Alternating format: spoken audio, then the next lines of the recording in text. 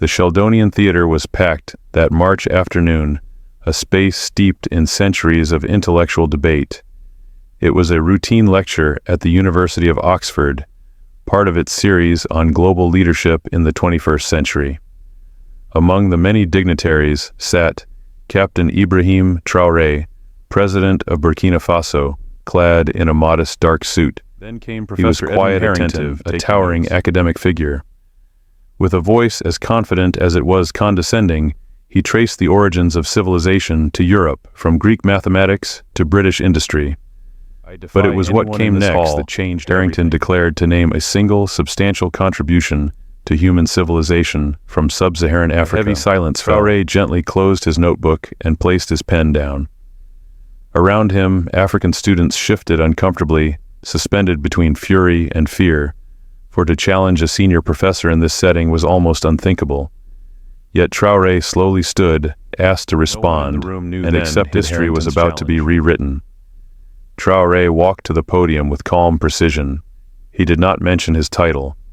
Instead, he posed questions: had Harrington ever studied the manuscripts of Timbuktu? The metallurgical skills of the Haya in Tanzania. Harrington dismissed them as mud huts and folklore. He raised a copy of the Lubombo bone, a 44,000-year-old mathematical artifact from Swaziland. Then came the Ishango bone from Congo, older than Greek arithmetic by 19,000 years. He spoke of the University of Sankore in Mali, thriving while Oxford was still a cluster, predating America's checks and balances. The Buganda Parliament functioning while Europe was ruled by despots, and the philosophical works of Zera Jacob in Ethiopia, who wrote of reason and human dignity before the Enlightenment. Traoré silenced surgery in Mali, and Uganda performed centuries before European medicine caught up. He detailed vaccination practices from West Africa that enslaved Africans brought to the Americas. He presented Nubian pyramids, Zimbabwe's acoustic marvels, and the carved churches, a philosophy centered on collective humanity. Contrasting it with the West's obsession with individualism, is not that Africa contributed nothing, but that scholars like you spent centuries erasing those contributions. Still, even Harrington seemed to shrink. A slow build that grew to a thunderous ovation. Students rose, professors stood. A senior academic, Professor Mary Whitfield, stepped forward and apologized on Oxford's behalf. She vowed to reform the universities. I do not seek apologies. I seek truth. What followed was swift. The video of Traoré's speech spread globally. The hashtag #AfricanCivilization trended for days. Universities across Europe and Africa revised their courses.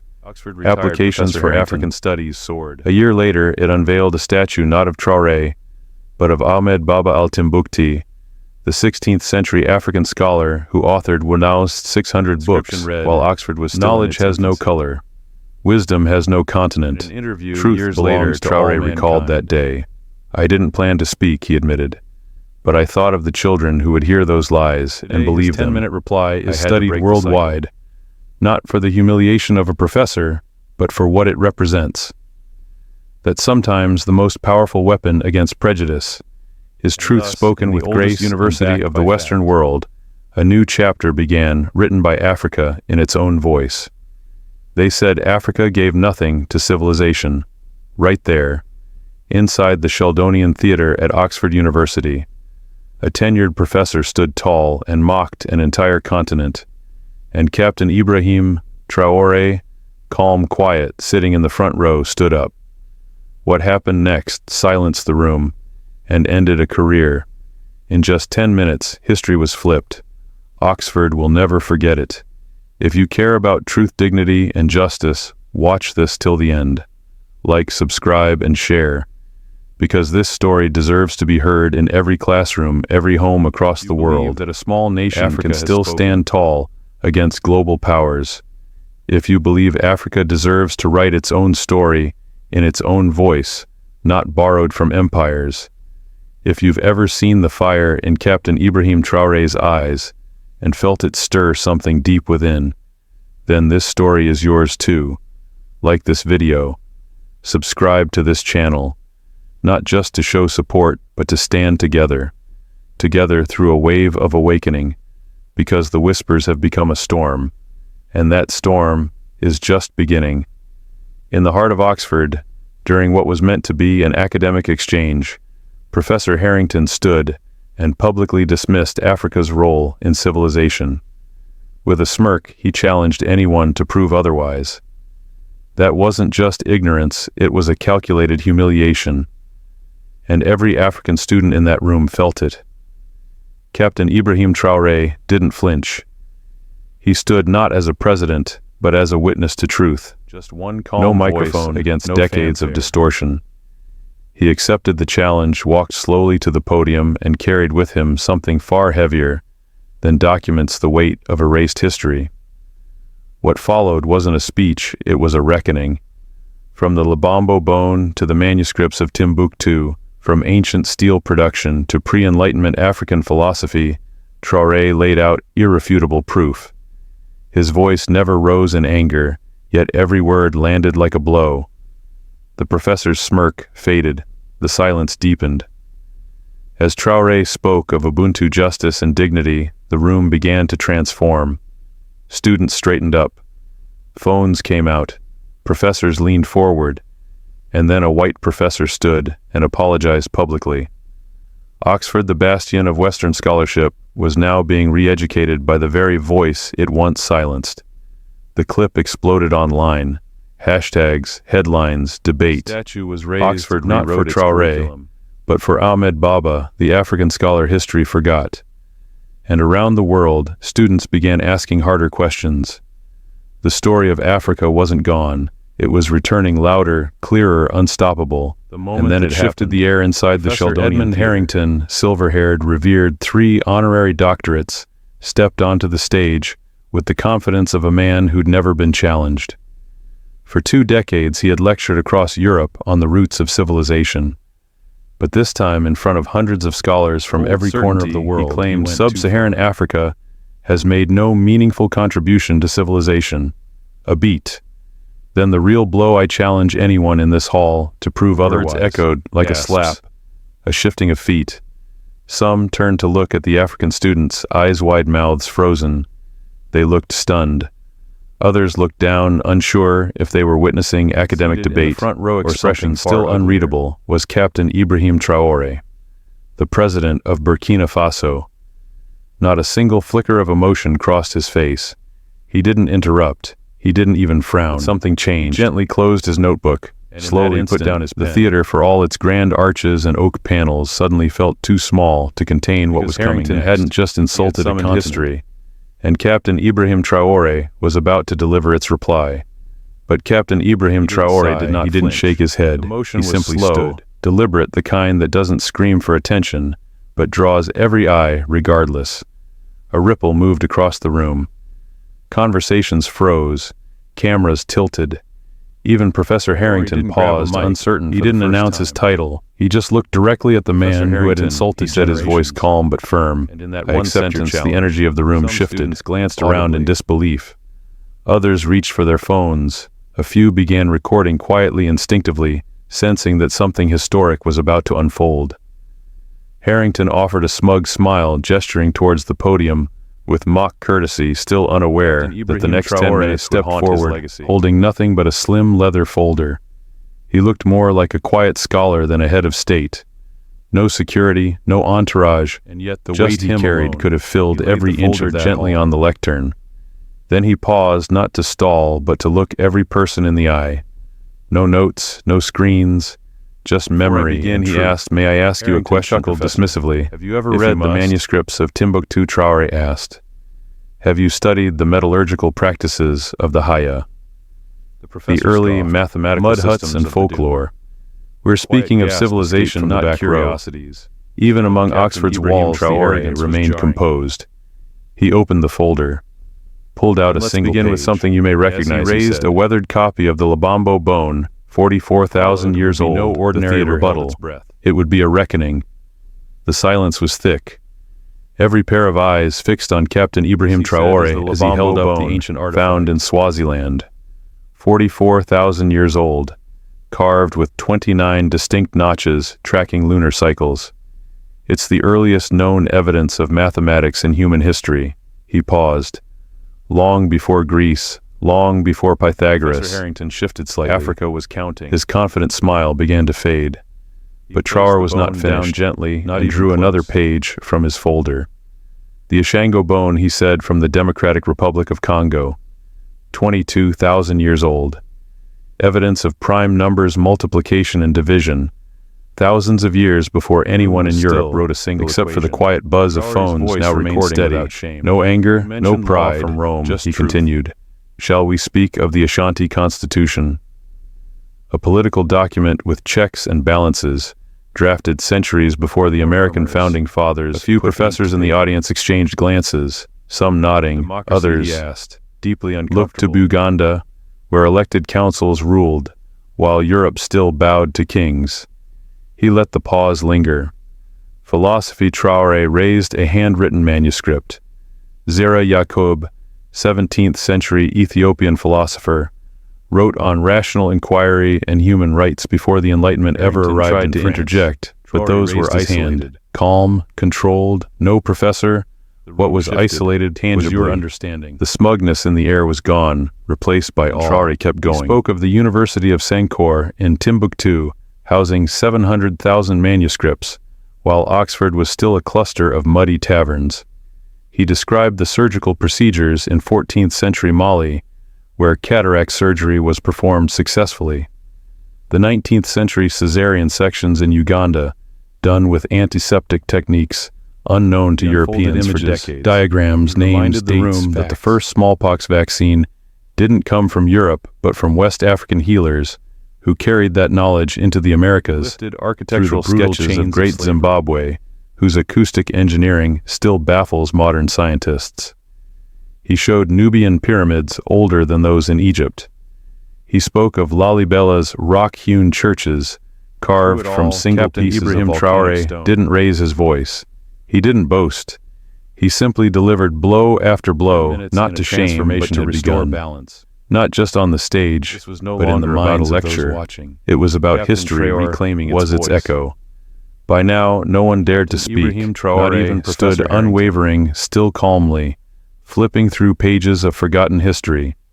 Every name, every date, every citation chipped away at the walls of ignorance built over centuries. But it wasn't just facts he delivered, it was dignity long denied, now carried a quiet power. Not the roar of revolution, but the sound of reckoning. Turned back to the crowd. Say Africa received civilization, he said, pausing to scan the faces of the audience. But the truth is, only a tightening of breath.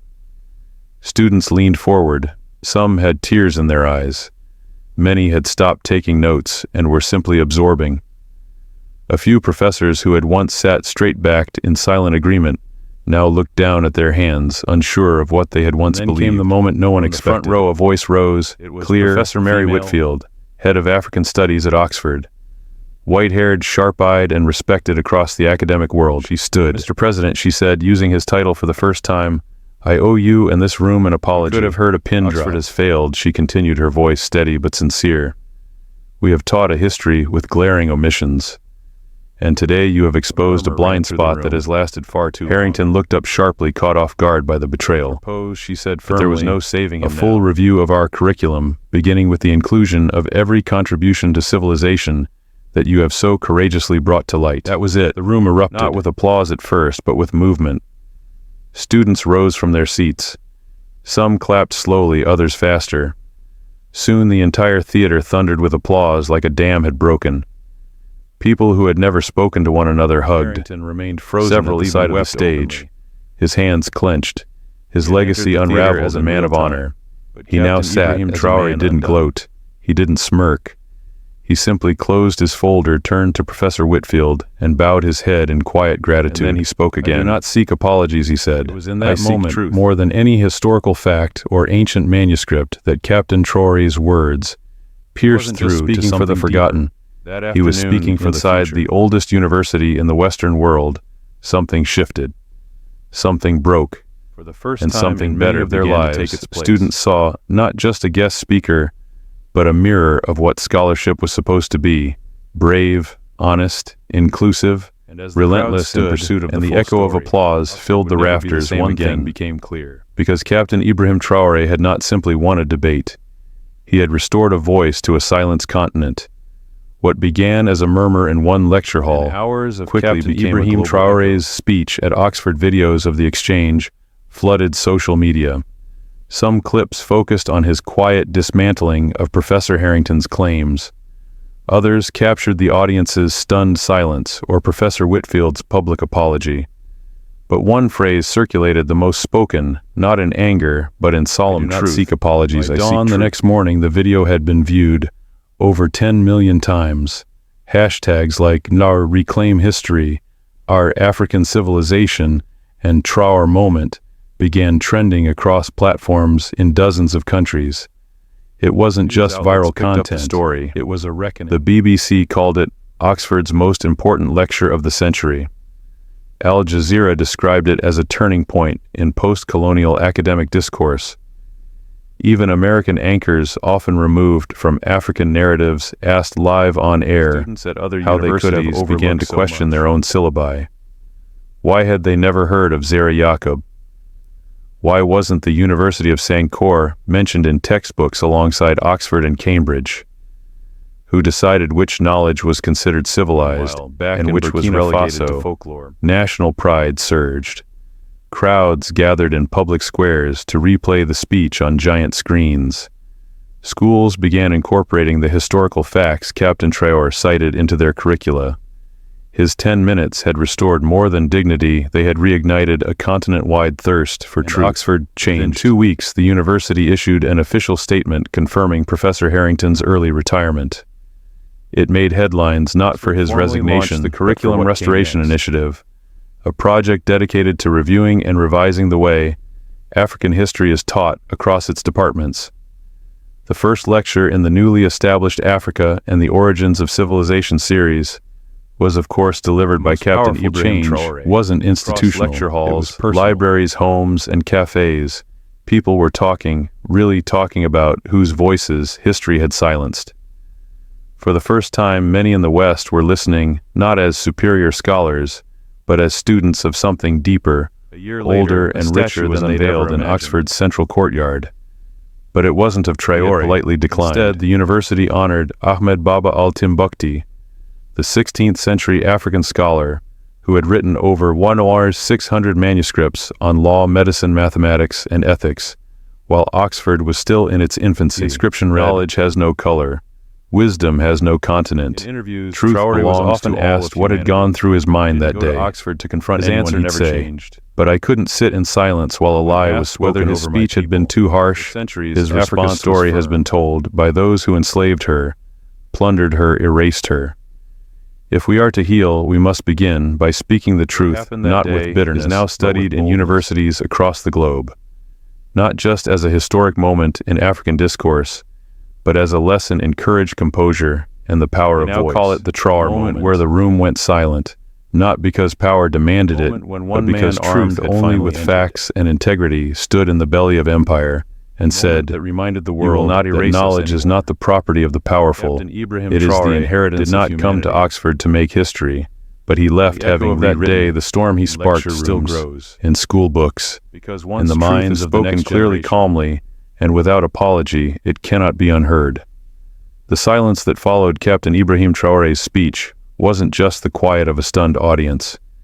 It was the silence of realization, of walls cracking, of narratives collapsing under the weight. History had been filtered through the lens of conquest, dressed in scholarly language, wrapped in prestige, and delivered in rooms just like Oxford's Sheldonian Theatre. But in those 10 minutes, Traore didn't just reply to a professor's insult.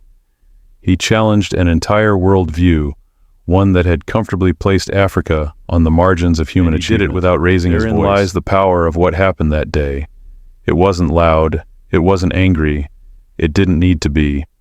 Because truth, when spoken plainly backed by evidence carried with dignity, wasn't a performance. It was restoration. He didn't come to Oxford to be praised. He didn't come for validation. He came to tell the story that should have been told all along, a story written in bones and manuscripts in architecture and medicine, in values and vision. Doing so, he proved a story something that critical to all of us. That knowledge is not Western, that civilization is not a gift to be handed down, and that Africa's past is not just valid, More than it is vital to the collective choice. A choice for every student, scholar, and citizen, a version of history that flatters the victors while silencing the rest? Or will we finally listen, learn, and begin to tell the full story? Ibrahim Traoré didn't just change Oxford that day. He reminded the world that history is still being written and that who gets to hold the pen, perhaps you already know. This isn't just about one professor, one speech, or one university. It's about what we choose to remember and what we refuse to forget. Never silent. It was silent. Now the silence is broken. That sound, that rising chorus of voices reclaiming their place in the story of humanity, is not just if you believe that even a small nation can stand tall against empires. If you believe Africa deserves to tell its story not in borrowed voices, but in its own bold, unapologetic truth. If you've ever seen the fire in Captain Ibrahim Traoré's eyes and felt it light something within you, then subscribe to this channel. Not just to support it, but to walk alongside a rising movement. The whispers of history are turning into a storm, and it's time the world listened. The story of Captain Ibrahim Traoré at Oxford is not just about a confrontation between two men. It is a lesson in how truth, when armed with dignity and knowledge, can dismantle centuries of prejudice in a matter of minutes. What we witnessed was not merely an academic exchange, but a profound revelation that history is not neutral, and silence is never innocent. For too long, the story of Africa has been told through foreign tongues, filtered, distorted, and reduced to footnotes in textbooks that celebrate conquest while ignoring contribution. Traoré's calm, deliberate response to ignorance was not just a defense of a continent. It was a demand for courage is not always loud. Sometimes it speaks in the form of facts, held in one's hands, spoken without rage, but with resolve. Captain Traoré could have chosen outrage. Instead, he chose to educate. He could have humiliated. Instead, he chose to restore. The lesson is clear when confronted by the erasure of your people, your identity, or your history. The most powerful response is not to shout, it is to show. It is to come prepared with truth that cannot be denied. Because truth, when spoken without fear, changes not just minds, lies in the audience itself. Before Traoré spoke, many remained seated in silence, unsure whether to challenge what they knew was wrong. But as he spoke, something shifted. Eyes opened, minds changed, and even institutions as old and proud as Oxford bent to the truth. This reveals another truth. Silence may be easy, but it is not neutral. If we do not speak when injustice stands at the podium, we become that leadership is not about position but purpose. He did not rise that day as a president seeking applause. He rose as a man who refused to let ignorance go unchallenged. And by doing so, he redefined what power looks like, not in force or authority, but in the ability to tell your story without shame. Lastly, the ripple and to demand that moment reminds us of the power of education done right. One lecture became a global conversation. One challenge became a cultural reset. The true measure of a great act is not in its applause, but in its impact. And Captain Ibrahim Traoré's 10 minutes have already changed how history will be taught but profound. Never underestimate the power of one voice armed with truth. Because when you speak not just for yourself, but for those who came before, and those who will come after, the world has no choice but to listen. As a viewer, I was left speechless. Watching Captain Ibrahim Traoré stand up in the Sheldonian Theater and calmly dismantle centuries of prejudice was one of the most powerful moments I've ever seen. It didn't feel like a lecture, it felt like justice finally being spoken aloud. Many of us have sat through history classes where Africa was barely mentioned, and if it was through a lens of poverty war or colonial rescue. This time the narrative was different. This time Africa spoke for itself and the world listened. I didn't just learn about ancient manuscripts or African innovations. I learned what dignity looks like when it stands breathtaking.